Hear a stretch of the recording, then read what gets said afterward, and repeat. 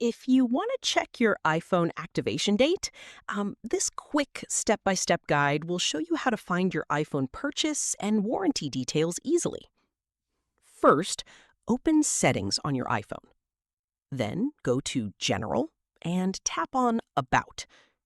Now, find your serial number. Press and hold on it, then tap Copy. Next, open up your Google. Search for a serial number checker like iUnlocker or any trusted website. Then paste your serial number into the search box and tap on Check. Then again, it will show search box. On that, paste your serial number and tap on Check. After that, you'll be able to see details like your iPhone activation date, warranty status, and device information. So yeah, that's how you can easily check your iPhone activation date. If this helped, make sure to like the video and subscribe for more iPhone tips and tricks. Thanks for watching.